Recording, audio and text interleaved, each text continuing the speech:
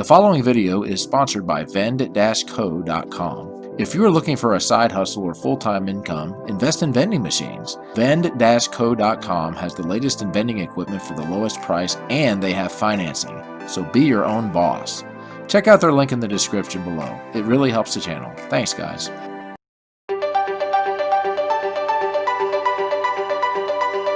Good day, everybody. Today I'm going to be showing you how to play the game UBuild Monopoly.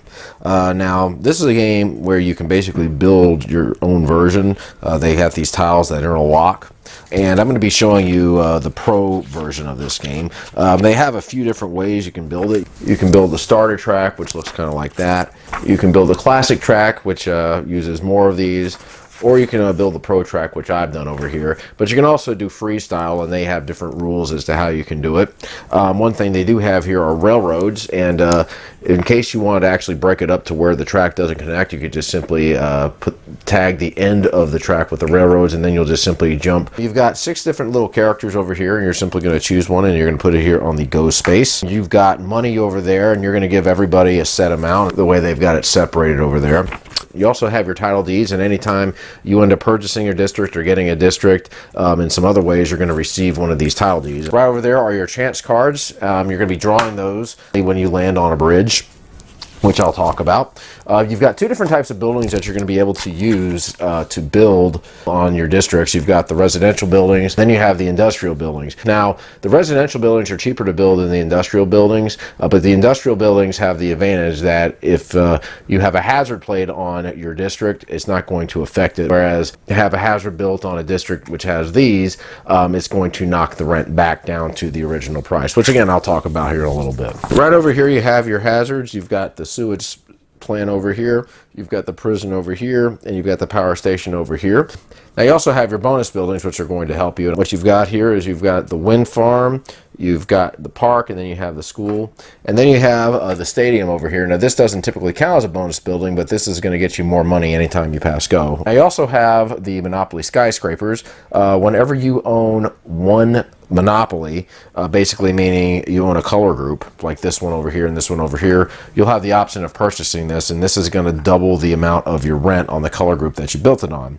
You also have the Monopoly Tower. If it turns out that you own 2 Monopolies or 2 color groups, meaning this, this, and this, and then something like this, this, and that over there, you'll be able to build the tower on that, and that is going to double the rent of all of your districts that you have. Now, some of the spaces here on the game, we've got the go space. Whenever you pass this, you're going to receive $2 million in salary. You've got your districts over here. You've got one thing here that says planning permission. If you land on this, this is going to give you the option of being able to build a hazard on someone else's property. You'll be able to build a bonus building on one of your properties.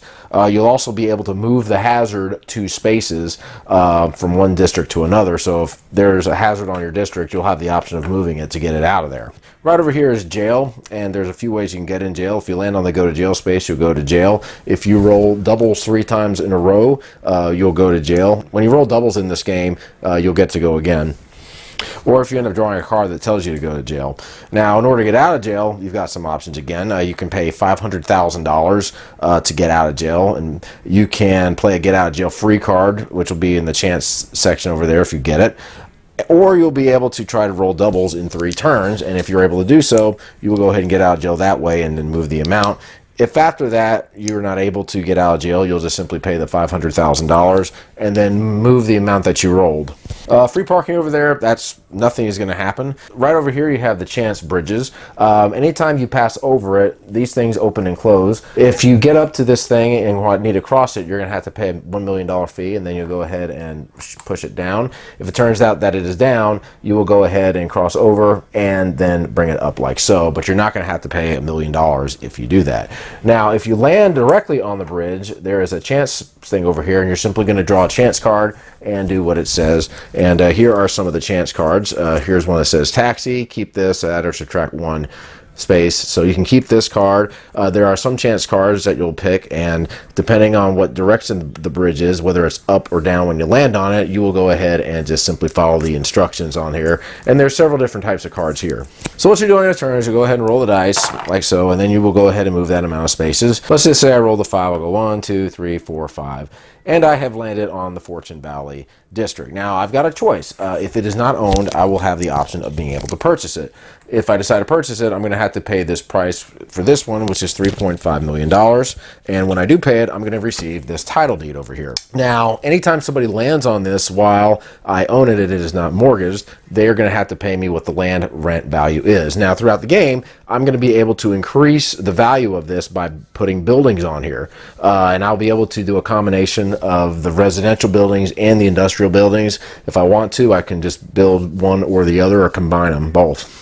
Now, if you wish to buy residential buildings, you'll just simply pay this amount. For this particular property, industrials are going to cost more, but they do have that advantage that I talked about. And if you want to buy the skyscraper, after you've gotten the monopoly, you'll be able to go ahead and just pay this. Now, all the districts here are going to have different values. The cheaper the district is, the less you're going to be making in rent. Now, if I decide not to purchase this, it's going to go up for auction. The auction is going to start at $10 million, and people are just going to auction back and forth, and whoever wins the auction is going to pay that amount to the bank, and then they will go ahead and receive this district. Now, let's say I happen to own 2 districts of the same color. I will have the option of being able to build this to buy the stadium. Now, the stadium costs $2 million, but what this is going to do is it's going to increase the amount of money I'm going to get when I pass go. Normally, I'd be receiving $2 million salary, but with this, I will get $3 million in salary. I can just place this on one of the districts that I own. And that's how that works. Now, once I purchase a district, I'm going to be able to go ahead and build on it, and I'll be able to build up to 3 buildings. I can combine the residential and the industrial buildings together if I want. But let's just say I wanted to buy 2 of them, and I wanted to buy 1 residential and 1 industrial. Well, for this card, it's going to cost $1.5 million per in residential, and then $3 million for the industrial. So in this case, I'm going to pay $4.5 million, and then I will go ahead and place it right here like so. And if somebody happens to land on this particular property, they're going to have to pay me this amount of rent since I have 2 buildings on there. So they would pay me this amount. Now let's say I ended up landing here on the planning permission space. I've got a few choices of things that I can do. If I want to, I can go ahead and build a bonus building. Now what the bonus buildings are going to do is they're going to protect you from hazards. So if you have residential buildings on there and there's a hazard that shows up and you have this on your property, then it's going to basically cancel out the hazard. So you just simply pick one and then build it next to any district you own. Now, it's going to protect the rent of every district that it touches. You can also build a hazard if you would like to. And what this again is going to do is going to cancel out the residential buildings. So if I happen to have 2 residential buildings on this property, this is going to go ahead and cancel them out, and then I would just have to end up charging the land rent. And again, industrial buildings are not going to be affected by this. Let's just say my opponent happened to own Treetop Park over there. I could just be really mean and just simply stick this over here like so, and then he will have that on there. Now, another thing I can do is I can move the hazard 1 or 2 spaces. Let's just say my opponent owned Treetop Park and he landed on this and he wanted to move this out of the way. Well, what he would do is he would just simply move this, and he could go 1, 2, or he could go 1, 2, or something to that effect. Now, if I wanted to actually just move a hazard out of the way, I can do that without having to have a planning permission. I can move it again up to 2 spaces, but what it's going to do is I'm going to have to pay $1 million per space that I wish to move it. Now, if I want to raise some money somehow, what I can do is what's called mortgaging the district. If I wanted to say mortgage the wharf, for example, I would end up getting the current rent value for what this is. So right now, the current rent value for this is going to be $1.8 million. So right now, I'm going to be receiving the $1.8 million. Now, these 2 buildings are not going to be able to be sold, so they're going to stay there. Property is mortgaged. If someone lands on it, they're not going to have to owe me any rent. So in order for me to charge them rent again, I'm going to have to go ahead and pay back the rent value, and then that way I can activate the district. Now, here's a monopoly tower. If you end up owning a monopoly again, which is going to be the entire color group, you will be able to go ahead and purchase this for the cost. For example, this one would have to end up paying $4 million for each skyscraper. So once I paid that, I could just simply place it on one of the districts that I own, something like this. And that will take care of that. And this again is going to double the rent of all of the districts in this color group.